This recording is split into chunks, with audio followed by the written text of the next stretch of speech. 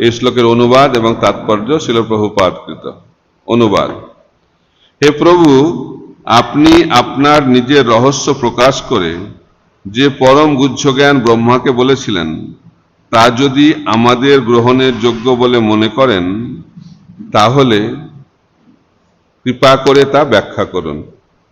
তা শ্রবণ করলে আমরা অনায়াসে সংসার দুঃখ অতিক্রম করতে পারব। তাৎপর্য: উদ্ধবের মতো শুদ্ধ ভক্তের কোন রকম জড়ক্লেশ হয় না, কেননা তিনি নিরন্তর ভগবানের অপ্রাকৃত প্রেমময়ী সেবায় যুক্ত। ভগবানের সঙ্গ থেকে বঞ্চিত হওয়ার ফলেই কেবল ভক্তেরা দুঃখ অনুভব করেন। নিরন্তর ভগবানের লীলা স্মরণ ভক্তকে জীবিত রাখে, এবং তাই উদ্ধব ভগবানের কাছে অনুরোধ করেছিলেন যে তিনি যেন কৃপাপূর্বক তার কাছে শ্রীমদ্ ভাগবতের জ্ঞান প্রকাশ করেন, যা তিনি পূর্বে ব্রহ্মাকে দান করেছিলেন। মুখম করতি বাচালম পঙ্গুলঙ্ঘায়তে গিরিং যৎকৃপাতমহং বন্দে শ্রী গুরুং দীনতারিণম পরমানন্দ মাধবম শ্রী চৈতন্য ঈশ্বরম। হরে কৃষ্ণ। তো তৃতীয় স্কন্ধের এই অধ্যায়ে ভগবানের সঙ্গে কথা বলছেন উদ্ধব। এই শ্লোকে উদ্ধব বলছেন, হে প্রভু, আপনি আপনার নিজের রহস্য প্রকাশ করে যে পরম গুহ্য জ্ঞান ব্রহ্মাকে বলেছিলেন, সেই জ্ঞান আমাকে বলুন। তাহলে কি হবে? তাহলে আমরা অনায়াসে এই জড়জগৎকে অতিক্রম করে ভগবত ধামে চলে যেতে পারব। তো এটা একটা সুন্দর শ্লোক। উদ্ধব তো ভগবানের নিত্য পার্ষদ, আমাদের হয়ে উদ্ধব প্রশ্ন করছেন, জানতে চাইছেন। এটাই হচ্ছে ভক্তের মহিমা। ভক্ত খালি নিজে একা উদ্ধার হতে চায় না, ভক্ত চায় সকলেই উদ্ধার পাক। সেই কারণে চৈতন্য মহাপ্রভু বলেছেন যে পৃথিবীতে আছে যত নগরাদি গ্রাম, সর্বত্র প্রচার হইবে মোর নাম। যারে দেখো তারে কহ কৃষ্ণপদেশ, আমার আজ্ঞায় গুরু হইয়া তার দেশ। এটা হচ্ছে ভাব। এই ভাব হচ্ছে গোষ্ঠানন্দী ভাব। গোষ্ঠানন্দী আর ভজনানন্দী। ভজনানন্দী বৈষ্ণব তারাও অত্যন্ত উন্নত, গোষ্ঠানন্দী বৈষ্ণব তারাও উন্নত, কিন্তু একটু ভাবের পার্থক্য রয়েছে। যারা ভজনানন্দী বৈষ্ণব তারা ভজন করেন এবং নিজ উদ্ধার পেয়ে ভগবত ধামে চলে যান, কিন্তু যারা গোষ্ঠানন্দী বৈষ্ণব তারা একা একা কিছু করতে চান না। তো গোষ্ঠানন্দী বৈষ্ণব ভাবেন, আমি তো একা উদ্ধার পেলে বাকিদের কি হবে। তো প্রহ্লাদ মহারাজও বলছেন নৃসিংহদেবকে, আমি আমাকে নিয়ে তো চিন্তা করি না, কারণ শুদ্ধ ভক্ত জানে আমি তো ইতিমধ্যেই উদ্ধার লাভ করেছি। তো আমি কাদেরকে নিয়ে চিন্তিত? যাদের এই জড়জগতে এরকম দুঃখময় অবস্থা।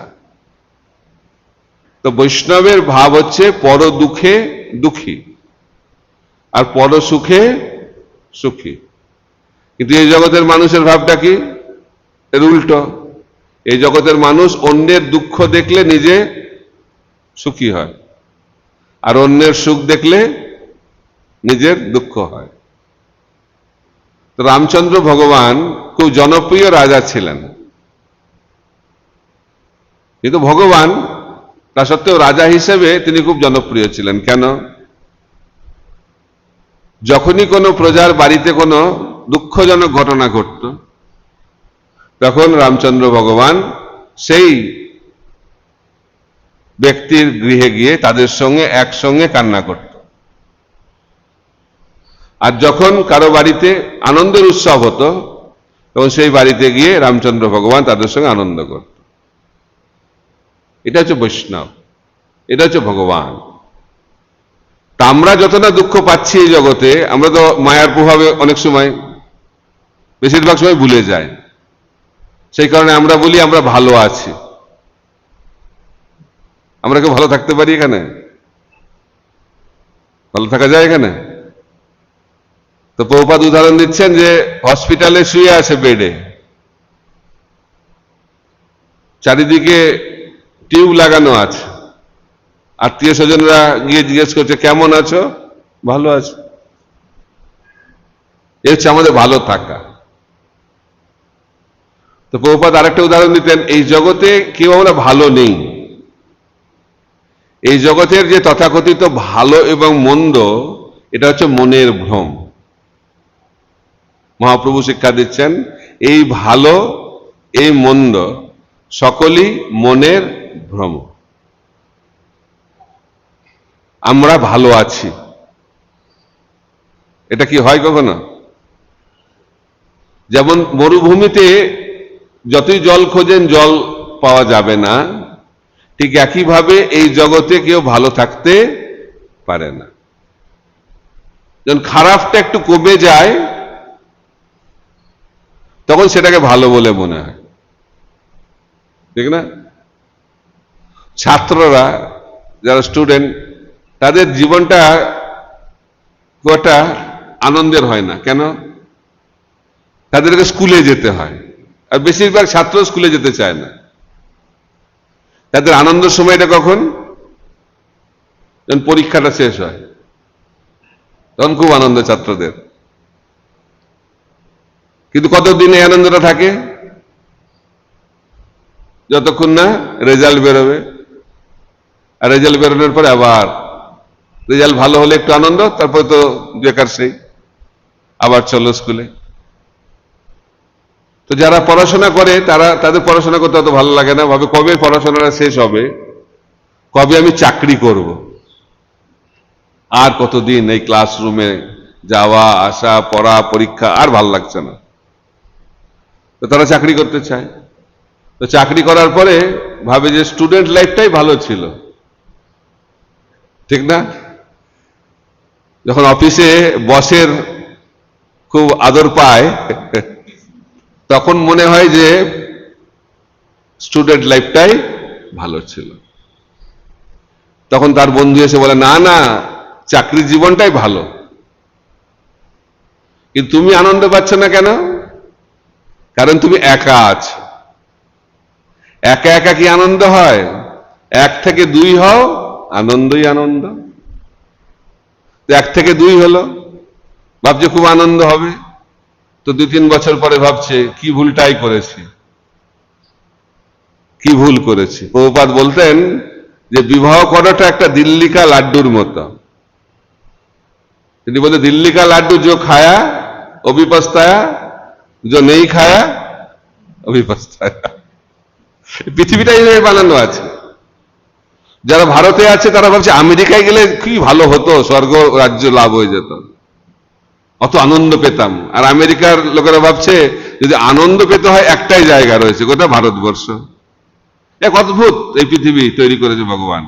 কারণ এই পৃথিবীতে কোনো জায়গাতেই আনন্দ নেই। এটা কারা বুঝতে পারে? ভক্তরা বুঝতে পারে। যখন আমরা বুঝতে পারবো তখনই ভক্তি জীবনটা ঠিকভাবে শুরু হয়। এই জগতে ভালো থাকা যায় না। তো কে ভালো থাকতে পারবে? তার কথা এখানে উদ্ধব ভগবানকে বলছেন। প্রভুপাদ লিখছেন উদ্ধবের মতো শুদ্ধ ভক্তের কোন রকম জড় ক্লেশ হয় না। কেন হয় না? কেননা তিনি নিরন্তর ভগবানের অপ্রাকৃত প্রেমময়ী সেবায় যুক্ত। এই দুঃখ থেকে উদ্ধার লাভের উপায় হচ্ছে ভগবানের সেবা।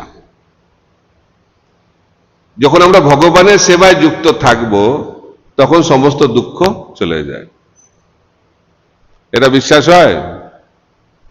উদ্ধব বলছেন এখানে, প্রভুপাদ তাৎপর্য ব্যাখ্যা করছেন। তা আমরা দুঃখ কেন পাই সেটা নিয়ে আমরা গত পরশু আলোচনা করছিলাম। তো বলা হচ্ছে দুঃখের কারণটা হচ্ছে আমরা কৃষ্ণকে ভুলে গেছি। কৃষ্ণ বলি সেই জীব অনাদি বহির্মুখ, অতএব মায়া তারে দেয় সংসার দুঃখ। বলছে না সংসার সুখ, কি দেয়? সংসার দুঃখ। কৃষ্ণ বহির্মুখ হইয়া ভগবাঞ্ছা করে, নিকটস্থ মায়া তারে ঝাপটিয়া ধরে। কৃষ্ণ সূর্য সম মায়ায় অন্ধকার, যাহা কৃষ্ণ তাহা নাহি মায়ারও অধিকার। বলে কৃষ্ণ বহির্মুখ আর কৃষ্ণ উন্মুখ। ভক্ত হচ্ছে কৃষ্ণ উন্মুখ, আর বদ্ধজীব হচ্ছে কৃষ্ণ বহির্মুখ। বহির্মুখ মানে কি? কৃষ্ণকে পেছনে রাখা হয়। আমরা এখন কৃষ্ণকে কোথায় রেখেছি? বদ্ধ অবস্থায় পেছনে রেখেছি। যদি কৃষ্ণ পেছনে থাকে তো সামনে কে? মায়া। আর যদি সামনে কৃষ্ণ থাকে পেছনে মায়া, তো কোনটা ভালো? বলা হচ্ছে কৃষ্ণ বহির্মুখ হইয়া ভগবাঞ্ছা করে, নিকটস্থ মায়া তারে ঝাপটিয়া ধরে। ঝাপটিয়া মানে আলিঙ্গন করে, এমন ভাবে আলিঙ্গন করবে আর ছাড়বে না। আমরা এই জগতে আনন্দ কিভাবে পাই? আলিঙ্গনের মাধ্যমে। প্রেম আলিঙ্গন, তাই তো? তো সেই আলিঙ্গন কে দেয়? মায়া দেয়। সেই আলিঙ্গনের ফলে কি লাভ হয়? সুখ। কি মনে হয়? এটা হচ্ছে মায়া। মনে হয় যে আলিঙ্গনটা সুখের কারণ হবে, সবাই ভাবছে, সেই জন্য আমরা এই জগতে আছি। কিন্তু আলিঙ্গন পাওয়ার পরে আর সেই সুখটা হচ্ছে না, দুঃখ হচ্ছে, কিন্তু আবার ওটা ভুলে যাচ্ছি, ঠিক না? তো মায়ের আলিঙ্গনে কি লাভ হয়? তুই তাপ ক্লেশ, আদি ভৌতিক, আদি দৈবিক এবং আধ্যাত্মিক বা আদি আত্মিক, তিন ধরনের ক্লেশ। শরীর এবং মনের দ্বারা দুঃখ পাই, আমরা কষ্ট পাই। অন্যান্য জীবের দ্বারা আমরা কষ্ট পাই, আর প্রাকৃতিক দুর্যোগের মাধ্যম দিয়ে, দেবতাদের মাধ্যম দিয়ে আমরা দুঃখ পাই। আর এখন সেই দুঃখটা আরো খুব সুন্দরভাবে আমরা উপলব্ধি করছি। কিছুদিন আগেই দুঃখ পেয়েছিলাম। কি হয়েছিল? একটা রোগ ছড়াচ্ছিল, তখন খুব আমরা কৃষ্ণ ভাবনাময় হয়েছিলাম। তারপরে ওটা চলে গেল, এখন ভুলে গেছে। ভুলে না গেলে আবার ভোগ করবো কি করে? এই জন্য কৃষ্ণ বলি সেই জীব অনাদি বহির্মুখ। কৃষ্ণকে না ভুললে এই জগৎকে ভোগ করা যাবে? যাবে না। কারণ ভগবান কৃষ্ণ বলে দিয়েছেন তো গীতাতে, কি বলেছেন? ভক্তারাং যজ্ঞ তপসাং সর্বলোক মহেশ্বরম সুবিধাং সর্বভূতানাম জ্ঞাত্তামাং শান্তিমিচ্ছতি। তো ভগবান বলছেন যে আমি হচ্ছি ভোক্তা, একমাত্র ভোক্তা, সবকিছুর ভোক্তা। আর এটা শুনে মানুষ খুব দুঃখ পায়। খালি কৃষ্ণ কেন একা একা ভোগ করবে? আমি কি ভুল করেছি? কৃষ্ণ এতজনকে নিয়ে নাচানাচি করছে, আর আমি এক দুজনকে নিয়ে নাচানাচি করলে গন্ডগোল কেন? বলে না মানুষ, দুঃখে বলে এগুলো, খুব দুঃখ। কিন্তু ভোক্তা হতে গেলে মালিক হতে হবে তো, বোঝা যাচ্ছে? কে ভোগ করতে পারে? যে মালিক। যে মালিক না তার কি কাজ? সেবা। আর যে মালিক তার কাজ কি? ভোগ। তো ভগবান ভোক্তা। কেন ভগবান ভোক্তা? কারণ ভগবান তারপরের লাইনেই বলে দিচ্ছে সর্বলোক মহেশ্বরম, আমি সবকিছুর মালিক। এটা শুনে মানুষ আরো দুঃখ পায়। যে বাড়িটা তো আমার নামে রেজিস্ট্রি করা আছে, তো ভগবান কি করে মালিক হবে? ব্যাংক অ্যাকাউন্টটা তো আমার নামে আছে, তো কে মালিক? চিন্তার ব্যাপার। তো মালিক মানে হচ্ছে যার নিয়ন্ত্রণ করার ক্ষমতা আছে। আমি যদি বলি যে আমার বাড়ির মালিক আমি, আমার শরীরের মালিক আমি, আমার টাকা পয়সার মালিক আমি, তাহলে এটা নিয়ন্ত্রণ করতে পারবে সে, তাই না? আমাদের নিয়ন্ত্রণ করার ক্ষমতা আছে? আছে? শরীরটা আমার শরীর বলি, তো শরীরটা যদি নিয়ন্ত্রণ করার ক্ষমতা থাকে তাহলে আমরা কি করব? শরীরে যাতে কোনো রোগ না হয়, শরীর যাতে বৃদ্ধ না হয়, আর অবশ্যই যাতে মৃত্যু না হয়। হয় এটা আমাদের?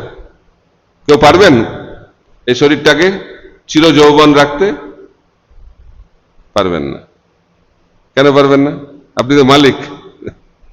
আপনি যদি মালিক হন তাহলে নিয়ন্ত্রণ করার ক্ষমতা থাকা উচিত।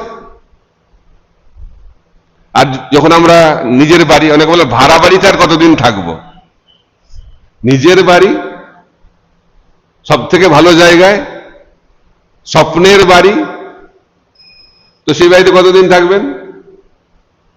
কতদিন? চোখটা যখন বন্ধ হবে থাকবেন বাড়িতে?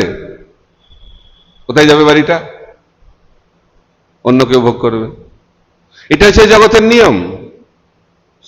কিন্তু কারা এটা বুঝতে পারে? যারা ভক্ত।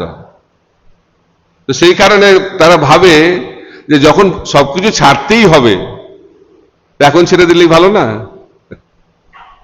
যারা বুদ্ধিমান তারা আগে থেকে এটা বুঝে যায়, তো যার জিনিস তাকে দিয়ে দাও, যা বলা শেষ।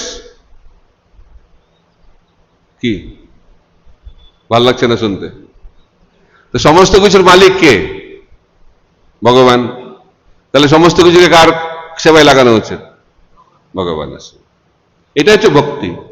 আর ভগবানের সেবায় লাগালে সুবিধাটা কি? আনন্দ পাওয়া যায়।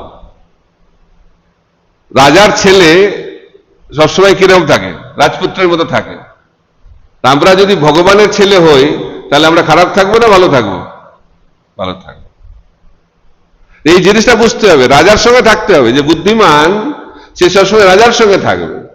আর যে রাজার পরিবর্তন হয় না, এই জগতে সমস্ত রাজার পরিবর্তন হয়, তাই এই জগতে রাজার সঙ্গে থাকলে আনন্দ পাওয়া যাবে না।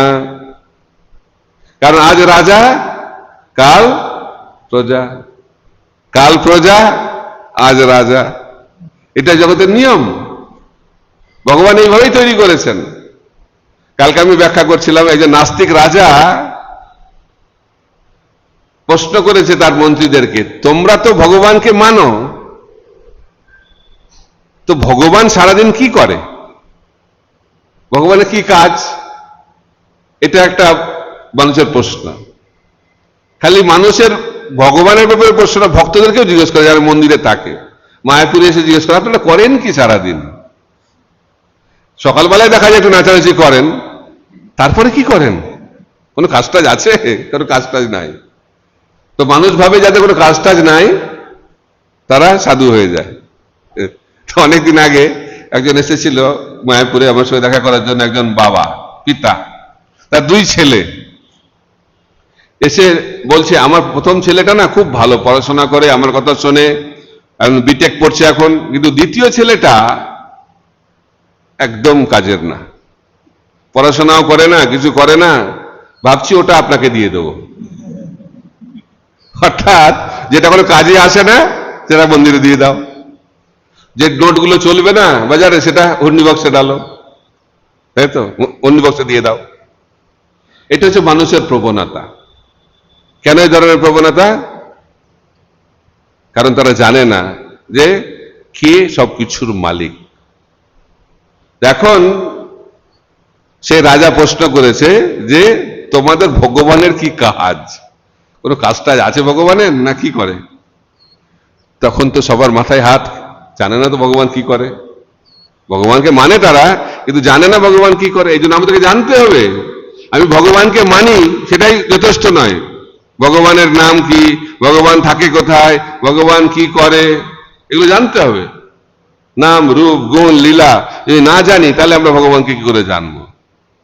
তো তারা তো আর বলতে পারছে না, উত্তর দিতে পারছে না। বিপদ, ধর্ম সংকট, উত্তর না দিলেও বিপদ, আর উত্তরও দিতে পারছে না। কি হবে কি হবে? তখন একটা ছোট্ট ছেলে সে বলছে, আমি এই প্রশ্নের উত্তর জানি। অনেক সময় বাচ্চারা কিন্তু আমাদেরকে বাঁচায়।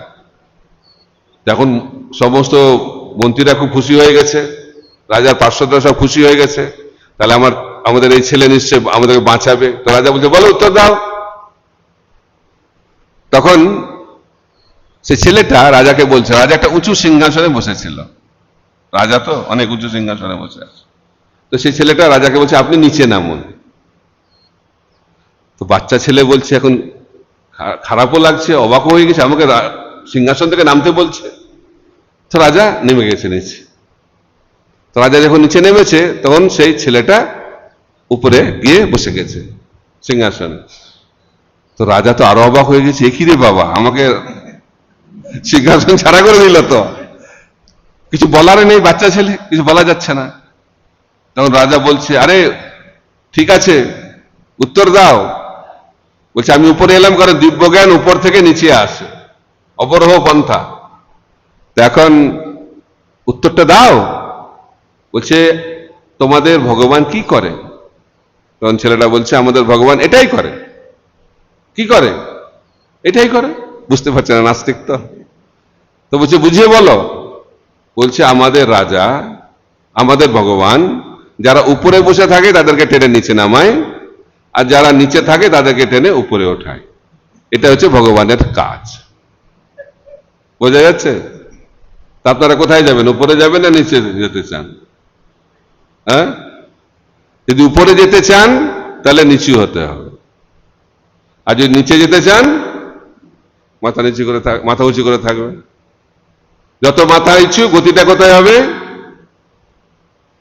নিচে গতি হবে, অধোগতি হবে।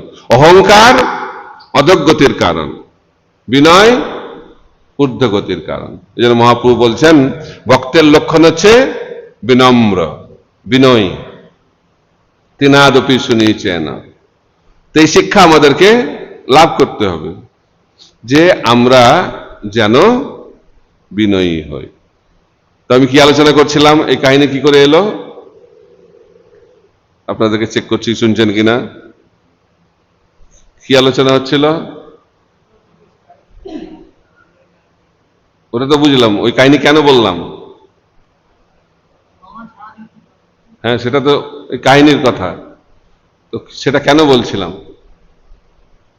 ভুলে গেছি। হ্যাঁ,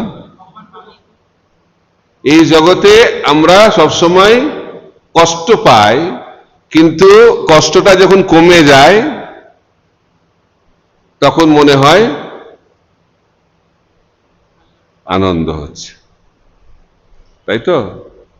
আর এই জগতের রাজা যারা, তাদের স্থিতিটা হচ্ছে অনিত্য, ঠিক? আর ভগবান যে রাজা, তার স্থিতিটা নিত্য। তো সেই রাজার সঙ্গে থাকলে এই সমস্যাটা হবে না। উঁচু নিচু যে ব্যাপারটা, এই জগতের ব্যাপারটা হচ্ছে, আপনারা যারা লুডো খেলেছেন, সাপ সিঁড়ি খেলা আছে। এই জগতের যে ব্যাপারটা, সেটা সাপ সিঁড়ি খেলা। অনেক সময় সিঁড়ি উপরে উঠে যাবে, তারপরে সাপের মুখে পড়লে নিশ্চয় কবু স্বর্গে কবু নরক। এটা হচ্ছে এই জগতের নিয়ম। তাই এই জগতে উঁচুতে ওঠা নিচে নামা একই ব্যাপার। এই ভালো এই মন্দ সকলেই মনের ভ্রম।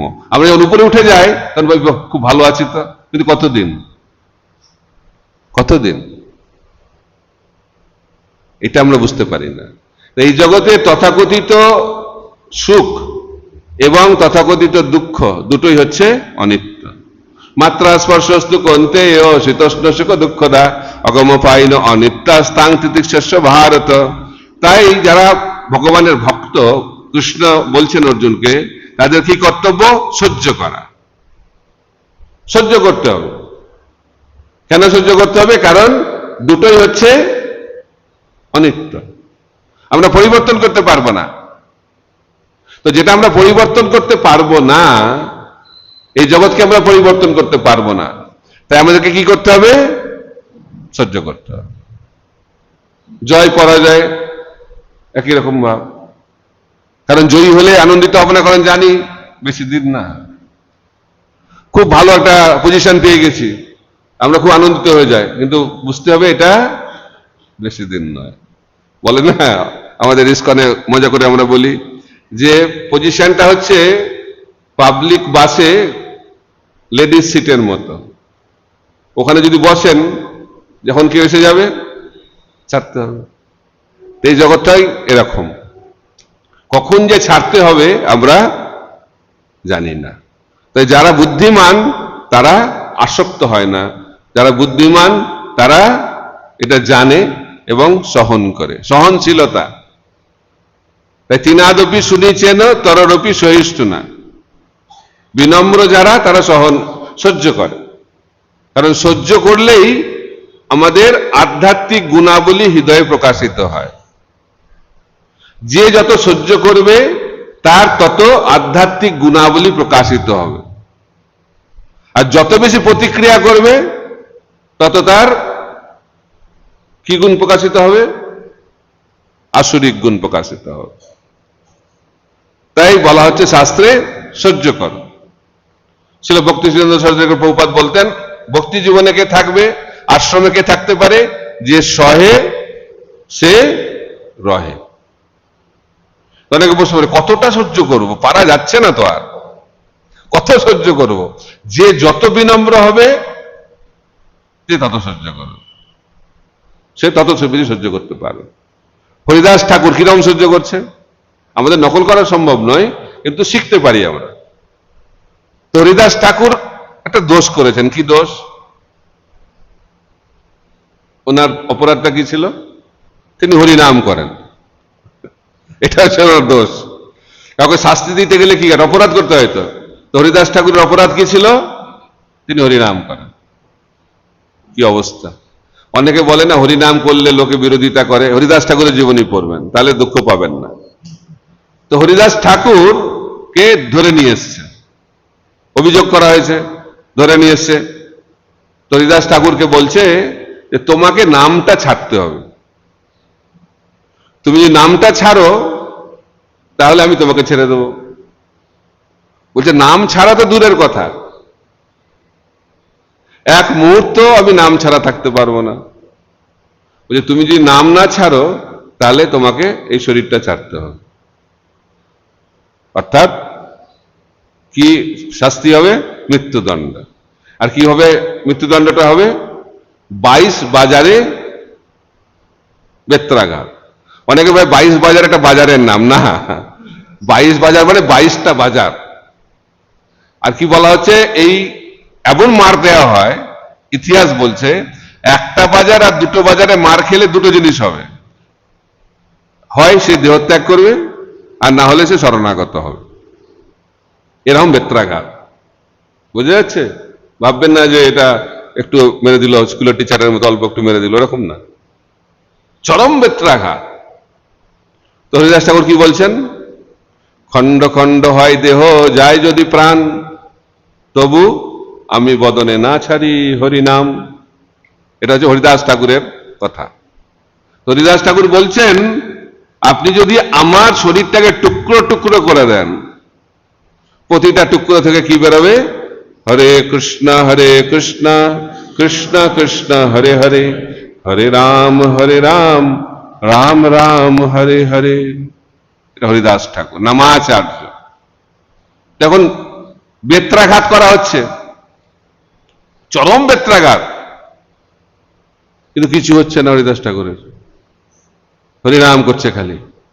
আর যারা মারছে তারা ক্লান্ত হয়ে গেছে মারতে মারতে, তারা হরিদাস ঠাকুরকে বলছে দয়া করে আপনি মরুন, ঠিক আছে, কৃপা করে আপনি মৃত্যুবরণ করুন, তা না হলে আমাদেরকে মরতে হবে, কাজী আমাদেরকে তো ছাড়বে না। তখন হরিদাস ঠাকুর সমাধিতে চলে গেছিল। কিন্তু যখন মার খাচ্ছে তখন কিছু হচ্ছে না। কেন কেন হচ্ছে না? কিছু হচ্ছে না। মহাপ্রভু সেটা প্রকাশ করলেন কোথায়? শ্রীবাস অঙ্গনে, মহাপ্রকাশ লীলাতে। মহাপ্রভু বললেন, হরিদাস মনে আছে যখন তোমাকে বেত্রাঘাত করা হচ্ছিল? হ্যাঁ মনে আছে। তো কে সে বেত্রাঘাতটা নিচ্ছিল? তো মহাপ্রভু প্রথমে সুদর্শন চক্র পাঠিয়েছে, সুদর্শন। তো সুদর্শন ফিরে চলে এসেছে। তো মহাপ্রভু বলছে আরে তোমাকে আমি পাঠালাম একটা কাজে, না করে চলে এলে, তুমি আমার কথা শুনছো না? বলছে প্রভু আপনার কথাই তো শুনলাম। বলছে কি আমার কথা শুনছো? আমি তো বললাম ওইগুলোকে মেরে আসো যারা হরিদাস ঠাকুরকে অত্যাচার করছে, তাদেরকে হত্যা করে এসো, কিন্তু তুমি তাদেরকে হত্যা করলে না, চলে এলে এমনি, আমার কথা কি করে শুনছো? বলছে প্রভু আপনি তো বলেছেন আপনার থেকে আপনার ভক্ত শ্রেষ্ঠ, বলেছেন কিনা প্রভু? বলছে হ্যাঁ। আপনি বলছেন মারতে, আর হরিদাস ঠাকুর বলছে ছেড়ে দিতে, তো কার কথা শুনবো? তাই আমি ফিরে এলাম। তো হরিদাস ঠাকুর এইরকম কথা শুনে যখন সুদর্শন ফিরে এসেছে, তখন মহাপ্রভু ভাবছে যে কি করবো, আর আমাকেই যেতে হবে। তো মহাপ্রভু গেছেন এবং হরিদাস ঠাকুরের পিঠে কার পিঠ?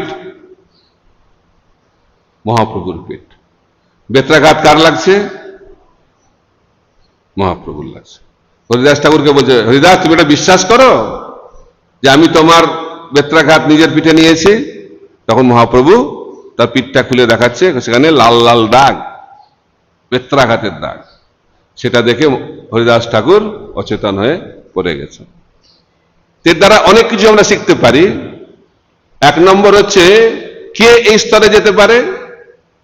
হরিদাস ঠাকুরের মতো নামে বিশ্বাস, ভগবানে বিশ্বাস, অবশ্য রক্ষিবে কৃষ্ণ বিশ্বাস ও পালন, মারবি রাখবি জয় ইচ্ছা তোহারা, পূর্ণ শরণাগত।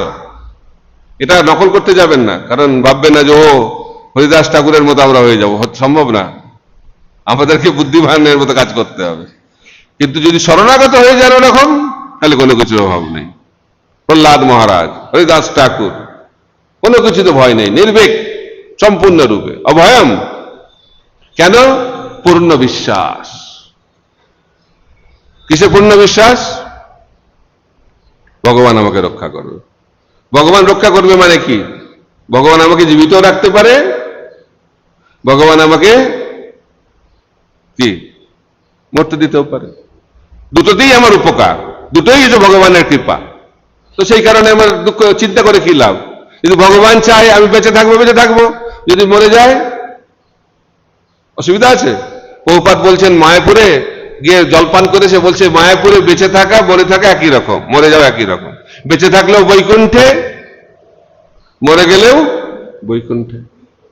তাই ভক্তের বলা হচ্ছে বেঁচে থাকাও যা, মরে থাকাও তাই, মরে যাওয়াও তাই। কেন? কোনো পরিবর্তন নেই। কারণ বেঁচে থাকলেও ভগবানের সেবা করবে, আর মরে গেলে কি করবে? চিন্ময় শরীরে ভগবানের সেবা করবে। তাই চিন্তা আছে? কোনো চিন্তা নাই। এর ভক্তদের কোনো চিন্তা নাই, বিন্দাস ঘুরে বেড়ায়, কোনো চিন্তা নেই। কেন? কারণ জানে অবশ্য রক্ষিবে কৃষ্ণ বিশ্বাস ও পালন। পাণ্ডবরা কুরুক্ষেত্রে যুদ্ধ করছে, কিরকম ভয়ানক পরিস্থিতি। আমরা তো জীবনে ছোট কিছু হলেই আমরা চিন্তায় এদিক ওদিক হয়ে যায়। কুরুক্ষেত্রের যুদ্ধে পাণ্ডবেরা কি করছে? প্রতিদিন যুদ্ধে যায়, আর যুদ্ধক্ষেত্রে যাওয়া মানে ফিরে আসবে কিনা কোনো গ্যারেন্টি নেই। মরছে না পাণ্ডবেরা, দুর্যোধন তো ক্ষেপে আগুন। বলছে এর কারণটা হচ্ছে কে? ভীষ্ম পিতামহ। উনি তো মারবেই না পাণ্ডবদেরকে, আর খোঁচা দেয় খালি, আপনি তো মারবেন না পাণ্ডবদেরকে।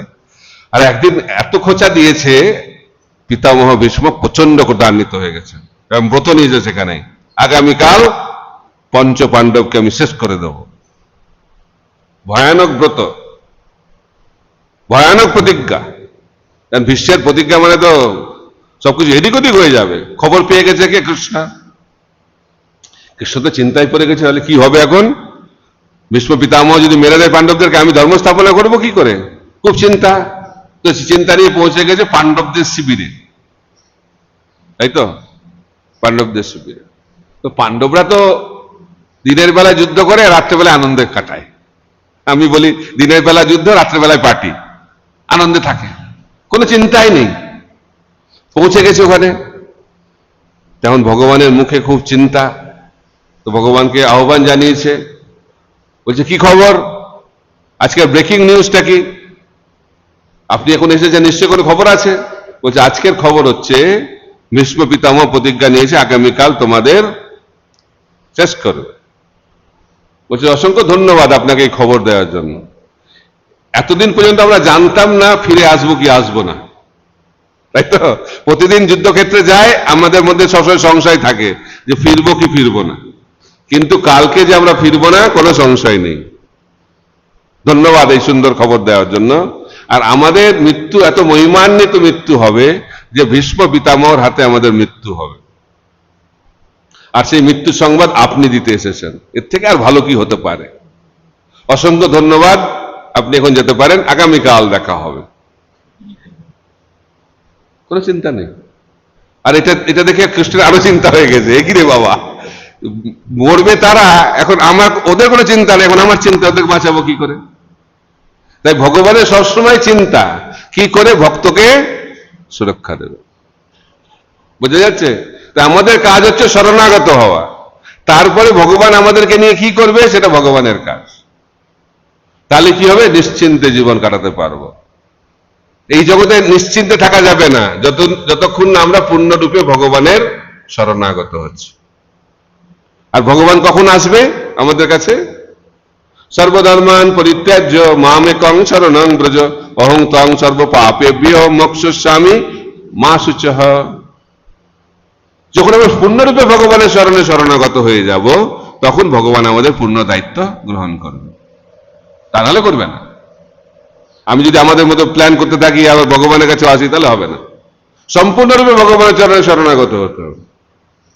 তাহলে ভগবান বলবে এখন থেকে তোমার দায়িত্ব আমার, কর্মফল ব্রহ্মা আদি কেউ কিছু করতে পারবে না, কারণ সমস্ত কিছু নিয়ন্ত্রণ কার হাতে চলে যাবে, ভগবানের কাছে।